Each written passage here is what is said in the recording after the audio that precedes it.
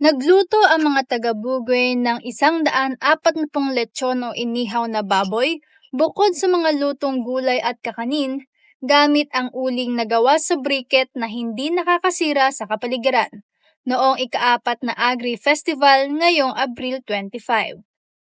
Sa halip na gumamit ng karaniwang uling na gawa sa kahoy, gumamit ang mga nag-ihaw ng mga briquette na gawa sa buntot ng mais o ambiligan, balat ng palay o taep, at twig o runo, at mga karaniwang produktong pagkatapos ng ani na karaniwang itinatapon.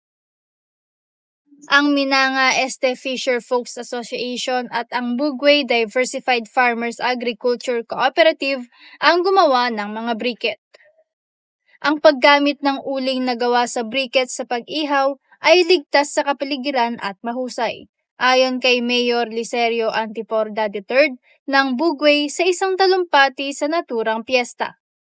Hindi bababa sa 100 baboy ang inihaw ng mga taga-baryo, habang 40 na iba pang baboy ang inihaw ng iba pang mga kinatawan ng ahensya mula sa pribadong grupo, pambansang pamahalaan, mga asosasyon at mga magsasaka.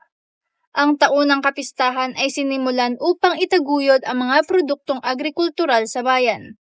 Ngayong taon, ang tema ng pagtitipon ay seguridad ti taraon ken pagsapulan, babain iti agtaginayon nga panagmula ken panagtaraken, or food security and jobs ensured through continuous farming and grazing. Ang isang araw na kaganapan na pinaikli dahil sa katayuang pang-emergency ng enerhiya sa bansa, ay may kompetisyon rin sa pagluluto ng MRE recipe sa gulay at kakanin. Ginawa rin ang pagbibigay ng subsudyo sa gasolina at pamamahagi ng mga hybrid na biik.